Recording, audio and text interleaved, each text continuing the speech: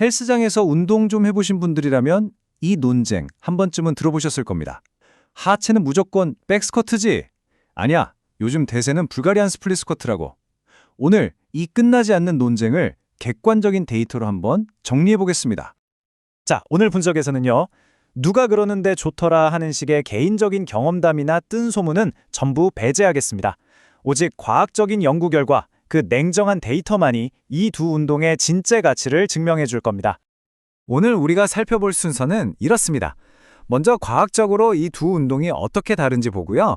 그 다음엔 우리 관절에 가해지는 부담을 꼼꼼히 따져볼 거예요. 세 번째로는 어떤 근육이 얼마나 쓰이는지, 그리고 마지막으로 여러분의 운동 목표에 딱 맞는 선택은 무엇인지 결론을 내려드리겠습니다. 자, 그럼 바로 시작해볼까요?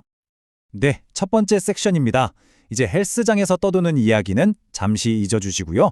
지금부터는 철저하게 동료 심사를 거친 신뢰도 높은 연구 논문 속 데이터에만 집중해서 이야기 나눠보겠습니다. 먼저 아주 기본적인 정의부터 짚고 넘어가죠. 백스쿼트는 아시다시피 두 발로 땅을 밀어내는 말 그대로 양측성 운동의 대표 주자고요. 불가리안 스플릿 스쿼트, 우리가 보통 BSS라고 부르는 이 운동은 한 발로 체중을 지지하는 편측성 운동의 강자입니다. 바로 이 두 발이냐 한 발이냐 하는 근본적인 차이가 앞으로 우리가 살펴볼 모든 데이터의 출발점이 됩니다. 자, 두 번째 섹션으로 넘어가서 아마 많은 분들이 가장 궁금해하실 부분에 파헤쳐 보겠습니다. 바로 관절에 가해지는 부담이죠. 맥키와 리먼의 연구를 기반으로 발목부터 무릎, 고관절까지 도대체 스트레스가 어디에 얼마나 집중되는지 정밀하게 분석해 보겠습니다. 여기서 정말 의외의 사실이 하나 나옵니다. 흔히들 BSS는 엉덩이 운동, 백스쿼트는 허벅지 운동 이렇게 알고 계시는 분들이 많잖아요. 그런데 데이터는 전혀 다르게 말하고 있습니다. 놀랍게도 두 운동 모두 허벅지보다는 고관절, 즉 우리 엉덩이와 햄스트링이 주도적으로 힘을 쓰는 고관절 주도 운동으로 분류됩니다. 이거 정말 흥미롭죠? 하지만 여기서부터 결정적인 차이가 나타나기 시작합니다. 이 그래프를 한번 보시죠. 고관절에 가장 큰 힘이 걸리는 건 두 운동 모두 마찬가지예요. 그런데 저기 무릎 부분을 한번 보세요. 백스쿼트가 BSS에 비해서 무릎에 가하는 회전력, 즉 모멘트 값이 눈에 띄게 높습니다. 거의 2배 가까이 차이가 나죠. 네, 바로 이 지점이 핵심입니다. BSS는 백스쿼트와 비교했을 때 무릎에 가해지는 스트레스가 통계적으로 유의미하게 적다는 거죠. 혹시 평소에 무릎이 좀 불편하시거나 재활 단계에 있는 분들이라면 이 데이터가 정말 반가운 소식일 겁니다. 그럼 반대로 발목은 어떨까요? 여기선 상황이 역전됩니다. 이번에는 BSS가 백스쿼트보다 발목에 더 큰 부하를 주는 것으로 나타났습니다. 다시 말해 BSS는 무릎의 부담을 덜어주는 대신 발목의 안정성과 유연성을 더 많이 필요로 하는 운동이라는 뜻이죠. 자, 여러분은 무릎과 발목 어느 쪽을 더 보호하고 싶으신가요?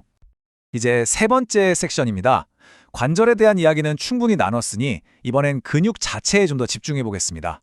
과연 어떤 근육이 더 활발하게 일하는지, 그리고 어떤 운동이 더 폭발적인 힘, 즉 파워를 만들어내는지 데이터를 통해 확인해 보시죠. 일리아슨 등의 연구 데이터를 보면 두 운동이 타겟하는 근육이 미묘하게 다르다는 걸 알 수 있습니다. 보세요. 허벅지 앞쪽인 대퇴사두근과 허리 근육인 척추기립근을 더 강하게 자극하고 싶다면 백스쿼트가 유리하고요. 반면에 햄스트링의 한 부분인 반건양근을 집중적으로 공략하고 싶다면 BSS가 더 효과적인 선택이 될 수 있습니다. 여기서 특히 허리, 즉 척추기립근에 주목해야 합니다. 이 숫자 보이시나요? BSS는 백스쿼트에 비해 척추기립근의 활성도가 무려 47%나 낮게 나타났습니다. 이건 허리 부담을 최소화하면서 하체 운동을 하고 싶을 때 BSS가 얼마나 강력한 대안이 될 수 있는지를 보여주는 명백한 증거라고 할 수 있겠죠. 자, 이번에는 순발력이나 운동 능력과 직접적으로 연관이 있는 바벨의 속도를 한번 비교해 보겠습니다. 이 부분은 데이터가 아주 명확하게 결론을 내줍니다.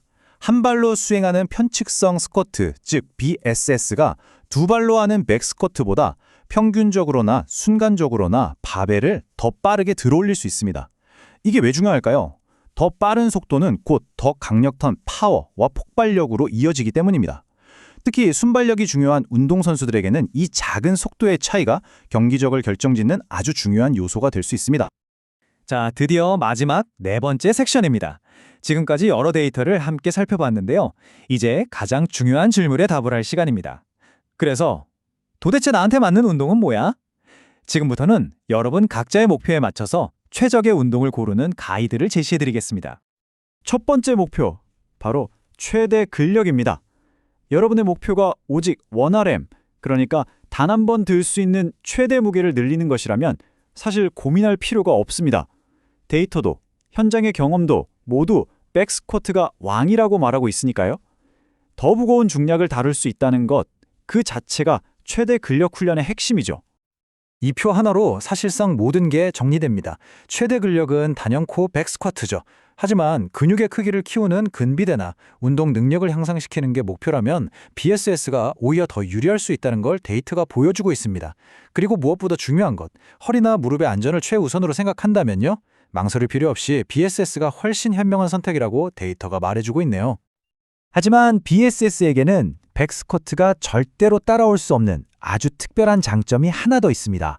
그것은 바로 우리 몸의 좌우 불균형을 교정하는 놀라운 능력입니다. 해결책은 생각보다 간단합니다. 거울 앞에서 스쿼트를 한번 해보세요. 일어설 때 나도 모르게 엉덩이가 오른쪽으로 살짝 빠진다면 그건 왼쪽 다리의 힘이 약하다는 신호입니다. 그럴 땐 본 운동이 다 끝난 뒤에 약한 쪽엔 왼쪽 다리로만 BSS를 한두 세트 더 추가해주는 겁니다. 정말 간단하죠? 이것만으로도 좌우 밸런스를 맞추는데 엄청난 효과를 볼 수 있습니다. 자, 최종적으로 정리해드리겠습니다. 순수한 최대 근력의 목표라면 백스쿼트를 하세요.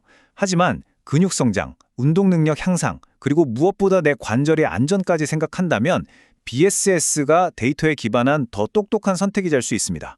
그리고 잊지 마세요. BSS는 우리 몸의 불균형을 바로잡아주는 아주 강력한 교정 도구이기도 하다는 사실을요. 마지막으로 여러분 스스로에게 한번 질문을 던져보셨으면 합니다. 오늘 이 객관적인 데이터들을 보고 난 지금 나는 과연 나의 진짜 목표를 위해 운동을 하고 있는 걸까? 아니면 그냥 남들이 하니까 늘 해왔으니까 습관적으로 스쿼트를 하고 있는 걸까? 여러분의 소중한 시간과 노력이 정말 올바른 방향을 향하고 있는지 오늘 한번 진지하게 생각해보는 계기가 되었으면 좋겠습니다.